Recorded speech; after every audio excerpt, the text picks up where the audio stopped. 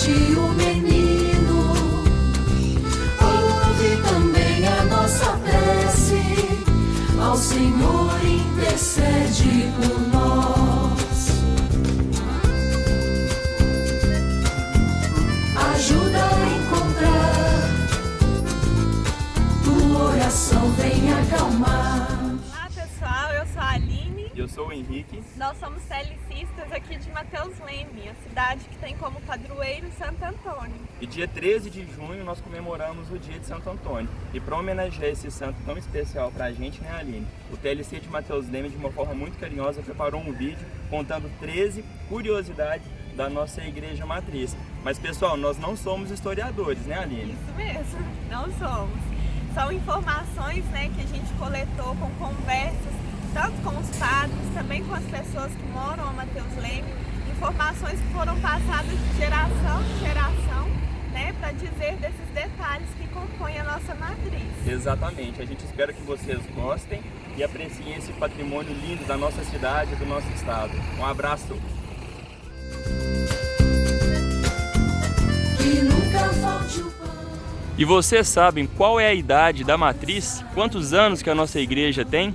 Para responder essa pergunta, basta vocês virem na pedra localizada na lateral direita, em que vocês vão ver nitidamente a data cravada na pedra do término da construção da igreja, que é do ano de 1766. Portanto, atualmente a nossa igreja tem 255 anos. Nós estamos em 2021. Vocês podem observar aqui a marcação com a data original. Não deixem de apreciar esse detalhe, muito bacana também essa curiosidade da Igreja Matriz de Santo Antônio, aqui de Mateus Leme. Ao Senhor intercede. E vocês sabiam que o estilo da nossa Igreja Matriz de Santo Antônio, aqui de Mateus Leme, não é barroco, e sim o rococó? Esse estilo era uma tendência do século XVIII, na época que essa igreja foi construída, né? E olha só, o estilo, ele trazia algumas pinturas que remontavam ao céu para que os fiéis contemplassem durante as missas. E vocês podem ver que o teto da igreja aqui, ele está completamente branco, exceto essa pintura ao centro. Portanto, não é o teto original de quando essa igreja foi construída, porque é exemplo de outras igrejas no estilo rococó que apresentavam as pinturas dos céus, dos anjos, né, no teto. Essa igreja apresenta o teto completamente branco, portanto não é o teto original, e sim o teto após a reforma da igreja. Em teu colo levaste o menino. Pessoal, outro, né, aspecto aqui da nossa matriz é o altar, que foi construído, né, relembrando aquela época em que as missas eram celebradas em latim e também, né, com o padre de costas para os fiéis. E aí é muito comum a gente ouvir essa expressão, o padre ficava de costas, mas do latim essa expressão nos recorda versus Deo, que nos recorda que estar de frente para Deus, ou seja, o padre na missa estava voltado para Deus, na mesma direção em que os fiéis estavam. Então, né, essa expressão nos dizia disso, estar voltados para Deus, né, nesse diálogo que é a Santa Missa, voltado e estando de frente para Deus. E aí, depois, né, com as mudanças, com as alterações que vieram a partir do Concílio Vaticano II, essas missas passaram, né, a contemplar outras mudanças, inclusive esse espaço que nós temos aqui no altar, de modo que o padre pode circular, né, e também manter-se da mesma forma voltado para Deus, mas também voltado aos fiéis. Vem ser guia e protetor. Essa curiosidade vem direto aqui do alto da igreja, diretamente do coro. Vocês sabiam que após a reforma, todas as peças de madeira que compõem esse parapeito, elas foram retornadas aos locais de origem exatamente, e para que não fossem perdidos os locais, foi entalhado na madeira algarismos romanos, tanto na parte superior da madeira, quanto nos postes, para que eles fossem retornados ao local de origem. Então vocês podem observar que tem as marcações exatamente tanto na parte superior quanto na parte inferior, para que todos os postes retornassem aos locais de origem, respeitando assim a história da nossa matriz. alcança a libertação.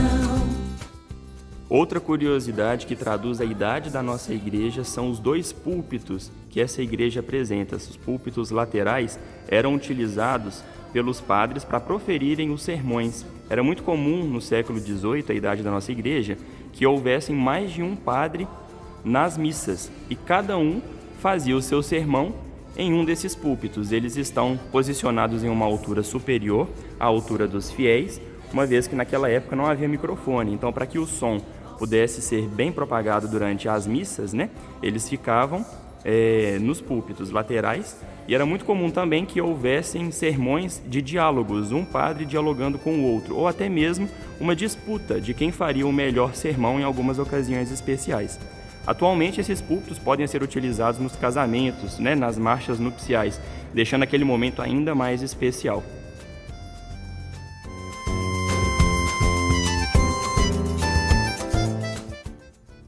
Detalhe então, da nossa igreja é a presença de 3 sacrários aqui na matriz. Temos então o sacrário central, que fica aqui no nosso altar, que atualmente é celebrado às missas. Temos aqui então mais um sacrário, que fica aqui na Capela do Santíssimo, no local onde as pessoas podem passar ao longo do dia, fazerem também suas orações aqui junto da presença de Jesus na Eucaristia. Por fim, nós temos aqui o 3º sacrário da nossa matriz, que fica aqui no altar lateral esquerdo. Nesse sacrário também pode ser utilizado, como agora em 2021 foi utilizado na Vigília Pascal da Semana Santa. E era muito comum antigamente que quando houvessem mais de um padre para celebrar as missas, um padre ficava no altar principal, celebrando a missa do altar principal, e o outro padre celebrava aqui do altar lateral da igreja. Então os padres celebravam ao mesmo tempo, porém cada um de um respectivo altar.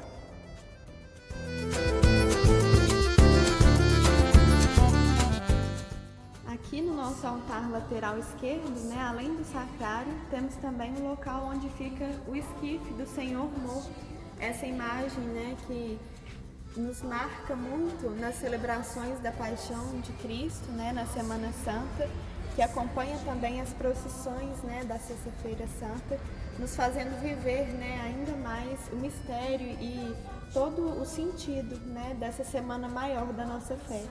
E mais uma curiosidade é que esse altar originalmente era dedicado a Nossa Senhora, era um altar mariano. E a gente sabe disso pois tem um terço entalhado no topo desse altar, diferentemente do altar lateral direito, que não tem um terço entalhado. E atualmente é o nosso altar mariano. Levaste o menino, ouve também a nossa. Outra curiosidade que vem aqui do alto da igreja são os sinos. Estes sinos eles são originais desde a época da construção da igreja, lá do século XVIII. E outra curiosidade é que antigamente os sinos comunicavam toda a cidade de Mateus Leme sobre os principais acontecimentos. É como se fosse uma linguagem de comunicação da igreja com a cidade. Então eram toques específicos para os dias de festa, eram outros toques quando alguém morria na cidade, por exemplo, ou também quando havia missa. Então era só tocar o sino e toda a cidade de Mateus Leme sabia que alguma coisa ia acontecer.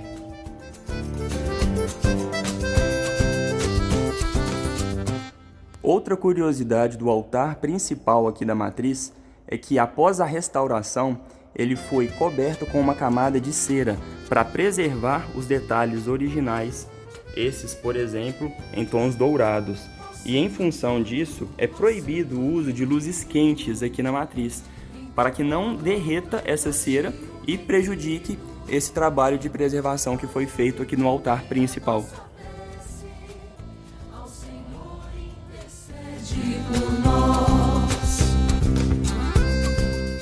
Pessoal, conta-se também que essa imagem aqui de Nossa Senhora que fica no nosso altar, ela era de uma outra igrejinha de Nossa Senhora do Rosário, que tinha muitos anos atrás.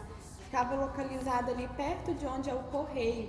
Então essa imagem é também dessa igreja, pertencia a essa igreja e aí com os anos veio então para a nossa matriz. Tanto é que o tamanho dela a gente pode perceber que é um tamanho diferente, né, da imagem de São José que nós temos do lado direito.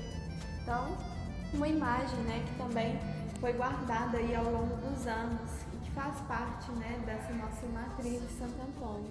Ó Santo querido, em teu colo levaste O piso original da igreja também passou por algumas modificações. Aqui nós observamos o piso original, que está localizado atrás do altar.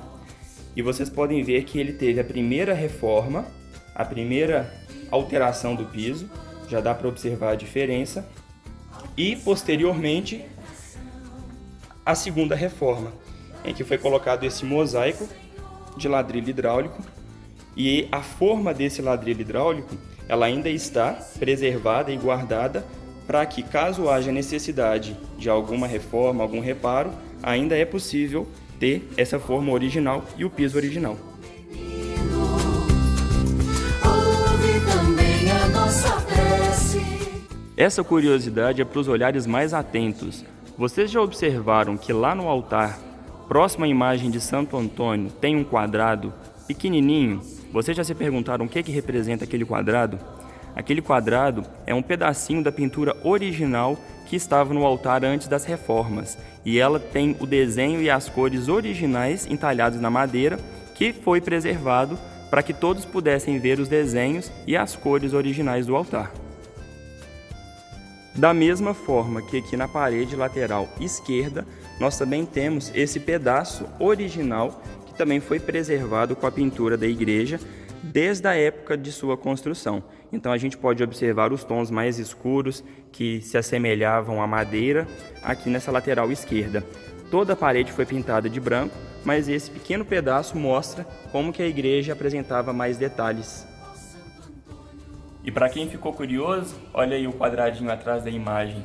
Olha só, imagina como que era tudo com esse mosaico colorido, com flores. E olha só, e tem outro aqui menorzinho também.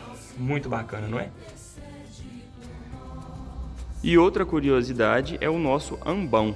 O ambão, apesar de não ser o ambão original, ele está no local original, que é o lado esquerdo do altar principal.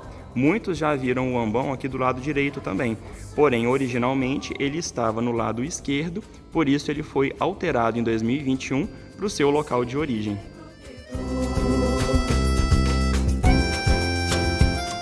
Pessoal, outro detalhe muito rico e muito especial que compõe então a história, né? E esses detalhes da nossa igreja vem ó, lá do teto. Nessa imagem que nós podemos observar ao olhar para cima aqui na nossa igreja. Para entender um pouquinho sobre essa imagem, nós voltamos um pouco lá na história, quando começou então a se pensar a doutrina. E aí, para fazer as formulações da nossa fé, houveram então os concílios de Constantinopla e Niceia. Para isso, eles reuniram então os padres capadócios, que eram orientais, e os ocidentais. Nessa época, né, eles eram denominados doutores e bispos da igreja.